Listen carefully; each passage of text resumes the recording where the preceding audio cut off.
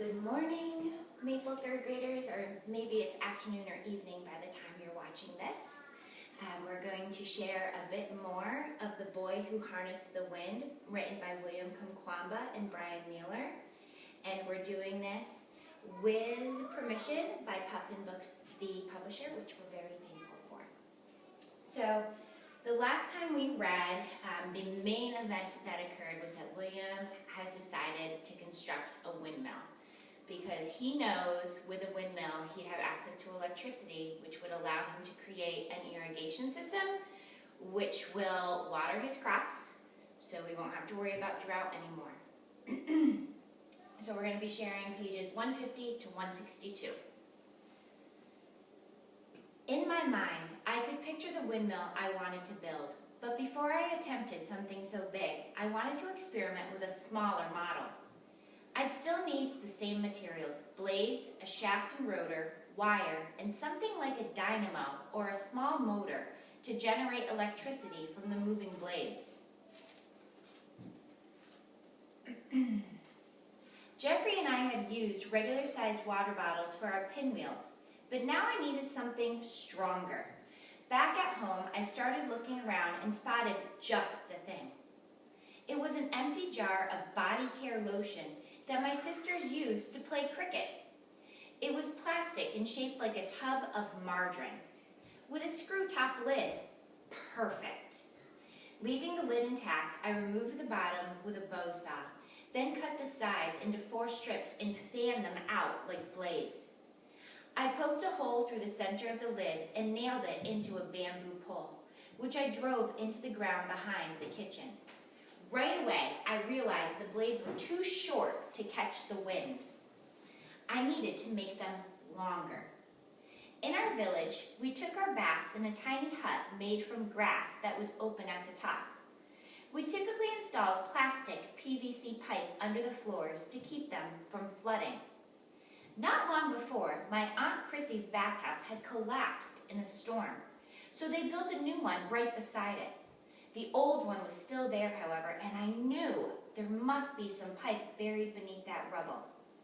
After 20 minutes of digging around, I managed to pull it free. I sawed off a long section, then cut it down the middle from top to bottom.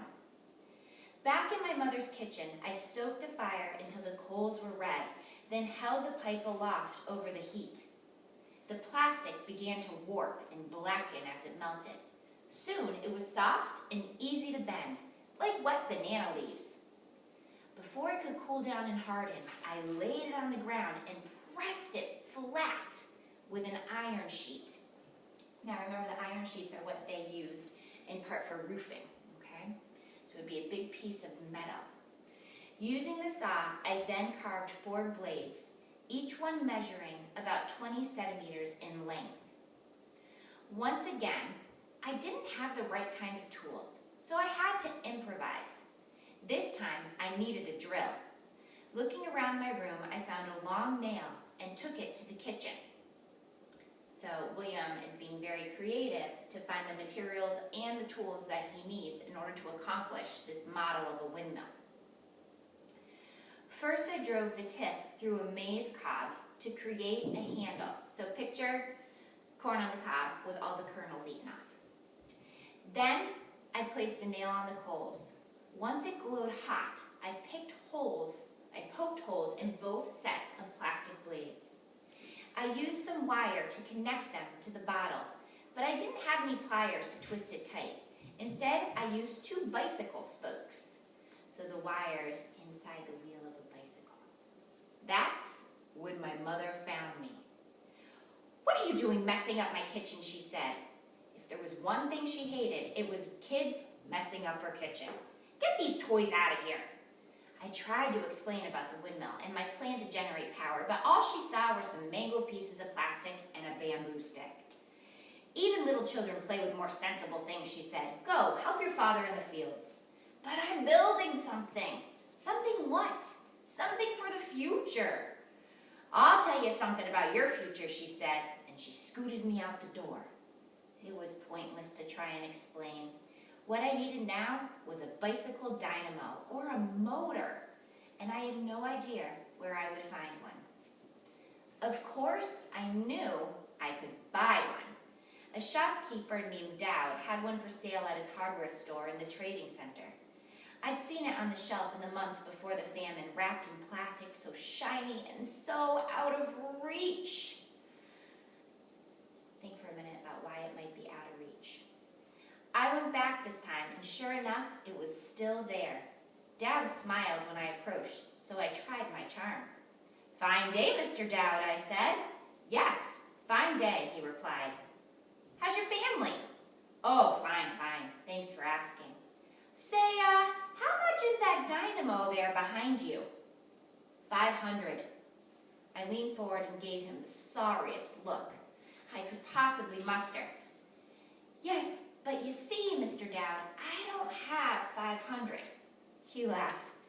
You know how it works. Go find the money and come back. It'll be here, and if not, I can always order another. I could get the money doing ganyu, that's day work, maybe some odd jobs here and there. In fact, I'd heard that guys were making 100 kwacha a day unloading trucks at the dry goods store. If I worked a week, I could make enough money. I headed right over to the store and was the first one there. I'll get hired for sure, I thought. I waited and waited. Morning became afternoon. The sun grew dreadful, and I'd forgotten my water. Finally, the owner walked out. "Why do you keep standing here?" he asked. "I'm waiting for the trucks." "They come every day," he said, "except Monday." Just my luck. It was Monday. That night at home, I hit upon another idea.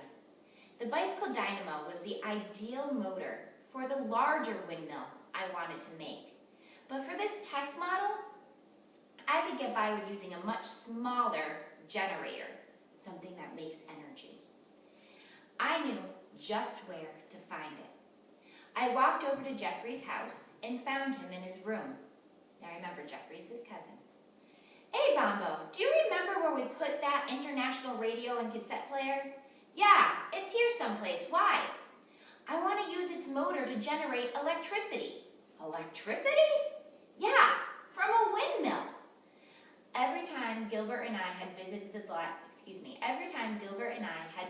library, Jeffrey said he was too busy working his fields. To be honest, he didn't seem that interested anyway. "We're headed to the library," we'd say. "You want to come?" "Go ahead," he'd answer. "Waste your time." But now, when I told him my idea of building a windmill that would produce power, and then showing him what I'd built so far, he saw things differently. "Cool! Where'd you get such an idea?" "The library." I want to show you actually a little picture of William's library. So I'm going to see if I can line this up just right on the camera. Bear with me for a minute. So that's William right there. It's not super focused, but that's the library. So it's really not too much of a collection, but it does the trick for William.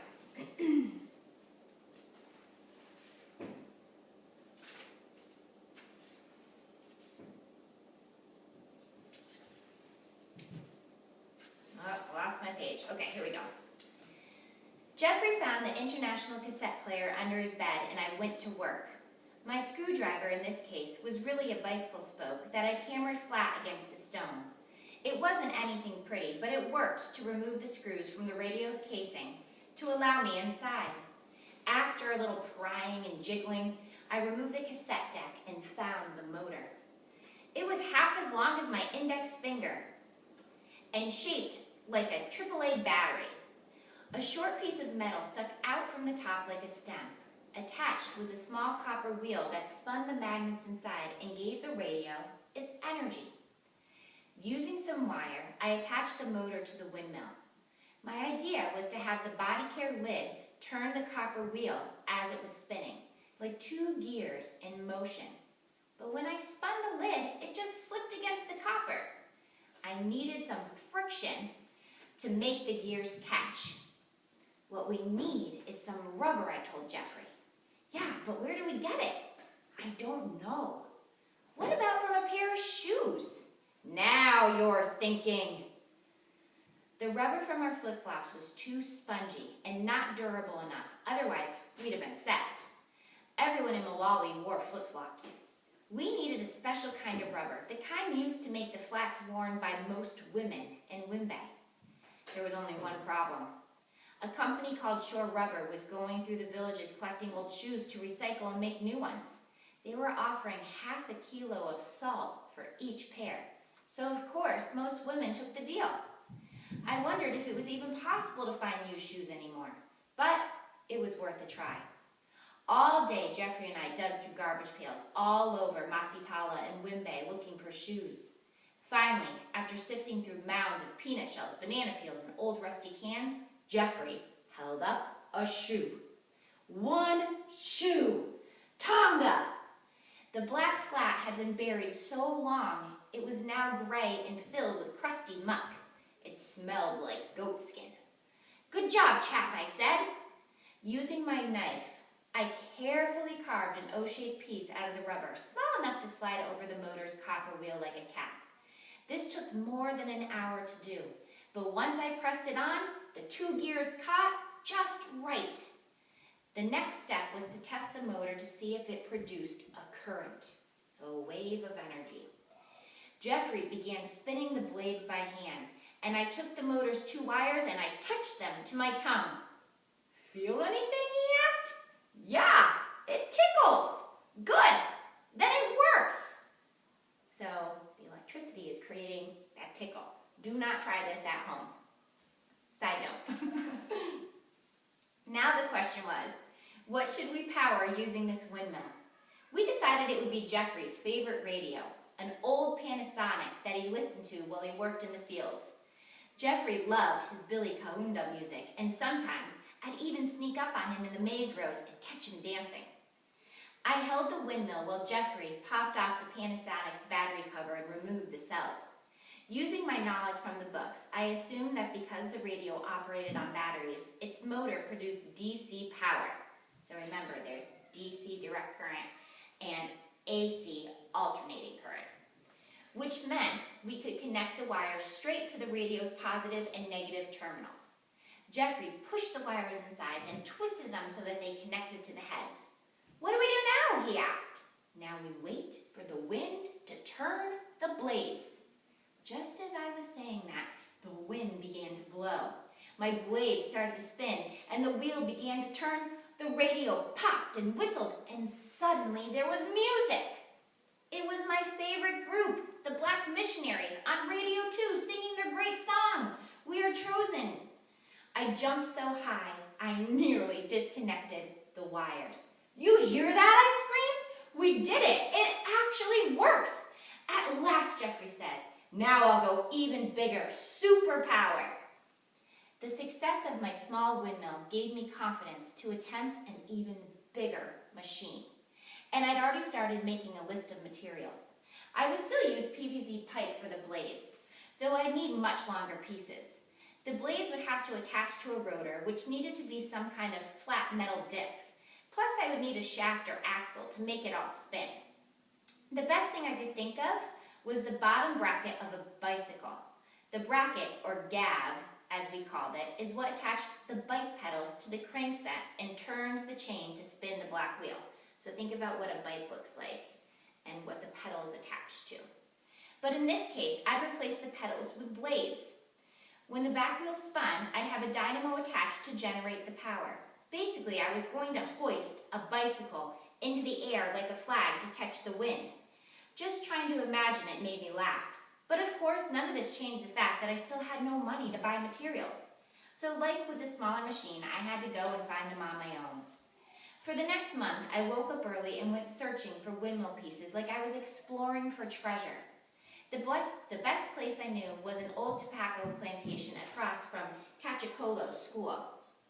The abandoned garage and scrapyard were littered with machine parts and stripped bodies of cars and tractors, all forgotten and left to rust. Gilbert and I used to play around there, but never had much use for the drum. Now, I was returning to the yard with a mission. I set out one morning over the hills and streams, noticing how the land hadn't changed much since the end of the rains. The grass was still high and starting to fade to brown, but the maize in the fields, it was tall and green. Soon we'd be harvesting and our problems would be over, at least for this year. At the school, I turned into the plantation and stopped at the entrance to the scrapyard. Behold! Now that I had an actual purpose and plan, I realized just how much treasure lay before me. Old water pumps, tractor rims half the size of my body, filters, hoses, old pipes and plows. Several stripped car bodies laid bleach in the sun, in addition to 2 abandoned tractors. They had no tires or engines, just rusted gearboxes in their bellies. Inside the cabs, the glass was busted off the instrument panels, but the steering wheels, clutch, and pedals were still intact. Aside from the sound of the grass swaying in the wind, the scrapyard was silent, and I was beautifully alone. I love that line. The first afternoon, I discovered a large tractor fan, the perfect design for my rotor. That's the spinning mechanism, okay, the part that's going to make it go around. I could bolt the PVC blades directly to the metal blades of the fan. That same day, I found a giant shock absorber which I banged against an engine block to knock off the casing. Inside was a long piston, the ideal windmill shaft, okay, so the long part. I needed some kind of ball bearing to connect the shock absorber and gaff to reduce the friction. In order to find the right size, I used a piece of rope as a measuring tape and went around to all the various shafts with bearings attached. After 3 days, I found the right match on an old peanut grinding machine. So resourceful. I used a rusted coil spring to bang the bearing loose and found it was in pristine condition. The only problem with the scrapyard was that it sat directly across from Cachacolo's school, where I'd left a bit of my heart. The school was currently empty until students returned in a few short weeks. I could see through the windows. For a brief moment, I imagined myself back at my desk. "Look out," I said. "Your man Kamkwamba will be there soon." Okay, so we're going to stop there. So after reading that last bit of the chapter, a couple things to think about. I feel like we learn a lot about William. So if you had to describe William at this point, how would you describe him? I have some words that come to mind. Determined being one of them. And what do you think? Is William any closer to getting back to school? So think on those things, and we'll meet again to read more. Stay well.